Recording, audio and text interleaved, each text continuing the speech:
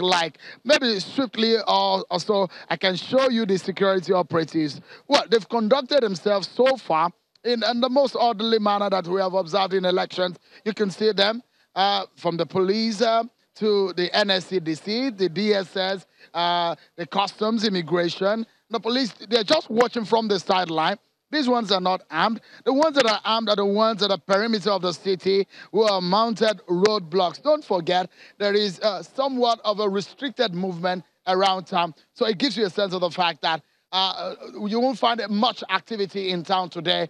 Most trading, most business activities, banks are shut down because of this kind of event, the election, which is very crucial. They want to know who will be the #1 man in Osun State. If Theo, my cameraman, can go straight onto the street, let's get a sense of how the city looks like. It's a densely populated area, I said earlier, Ladi. But if you look at it, the streets are deserted. The only people you will see moving around are perhaps people who are on election duty. It's usually a busy road, a beehive of activity, but it's deserted today. Maybe this might also help, Ladi, for what you are analyzing in the studio. I'm very sure you've been talking about vote buying. From your point of view, what have you observed so far from what we have updated with you today? Well, we have two different people talking about vote buying, Shehu. Thank you very much for that fairly comprehensive update. It's important to, of course, note, we spoke to Chris in Ileife before you. And Chris pointed out that there was very high voter turnout. From what you said so far, it appears that that's the same where you are in Oshogbo. But we still notice that there are people hanging around behind you. And it's just about a quarter of an hour to the formal end of the voting process. Yeah. Have you found out from those people why they are waiting? Are they waiting to witness the counting? All right. Right, I'll do that for you. Ladi, you know you are my man. Let me give you a sense of why some of them are waiting. This woman here, have you voted today? I voted. So what are you waiting for? I'm waiting for counting. How long have you been waiting to see the counting? I'm waiting like around 2, I can wait.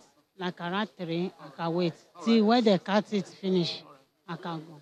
You can see the enthusiastic voters. She said she will wait and see this through. There's another man here who has been waiting. How long are you going to be waiting for? How long have you voted? Since when did you vote?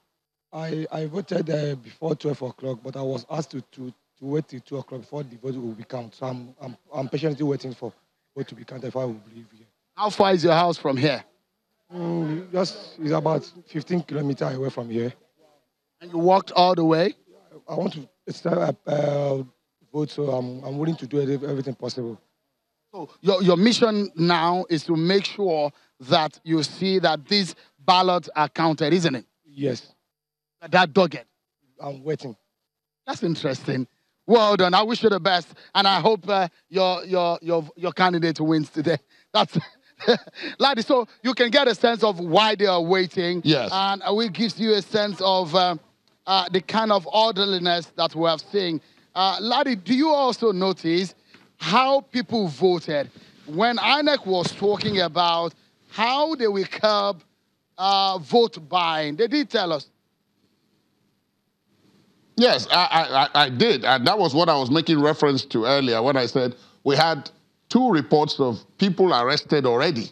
One very early in the day, and then much later on, Chris confirmed that the Deputy Inspector General of Police, who heads the police team for the election, also has confirmed another team had been arrested. I don't know where what is with the sum of 600,000 naira. Hopefully, we're not talking about the same incident. Possibly. I believe that we're talking about the same incident because both the figures are similar in terms of the amount of money found on both of them. We'll take a very short break. Thank you very much, Shehu, for the reporting from Ileife. We'll take a short break and then we'll be back with our guests in the studio.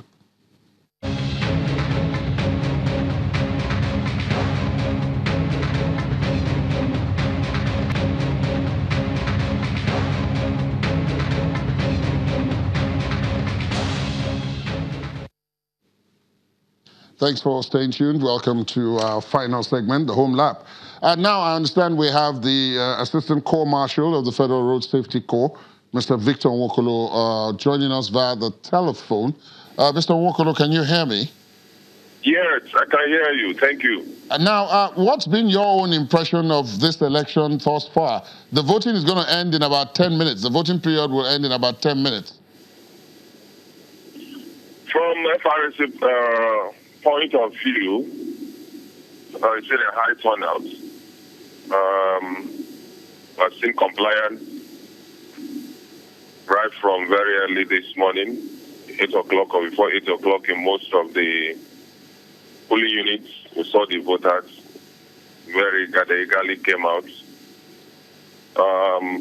Peaceful to a great extent. The road blockage and the one that is open, people are complaining. Crossing the battle in Shakre Road, going on and trying to state.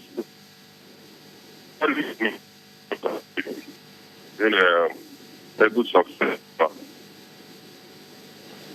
All right, I want to thank you very much, Mr. Nwokolo, Assistant Corps Marshal of the Federal Road Safety Corps, joining us on the line from Osogbo. I understand we have about 2.5 minutes to conclude this segment. So, Mr. Ogunye, throughout this segment, you've emphasized the fact that it's early days.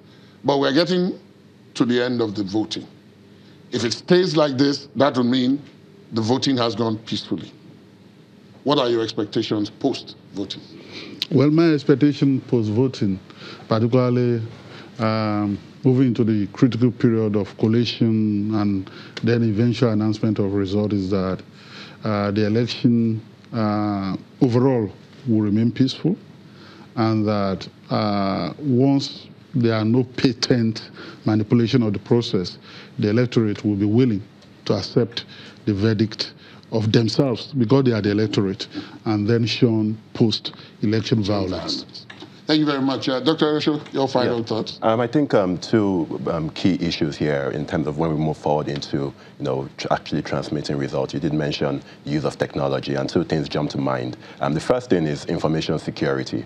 How do we protect this information from rogue operatives or potential hackers of disrupting this process? I think that's one area to keep area of risk. The second area is how do we contestation if there's a discrepancy between the paper result versus digital result.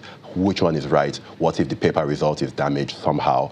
What happens? I think those are the two key areas we need to look at moving forward. But I really hope that the election remains as peaceful and we have very little or no post-election volatility. Well, of course, you have a sort of personal stake in that because you've already admitted to being partly from Osun. So I want to thank my guests in the studio for this hour. Mr. G.T. Ogunye, it's always a pleasure to have you with us. Thank you. Dr. Erinosho, thank you so much for joining us on this segment. We'll continue to keep an eye on the Osun State governorship elections in our Osun Decide studios. But for now, thank you so much for being with us. My name is Ladi Akeredolu Ale. Good afternoon.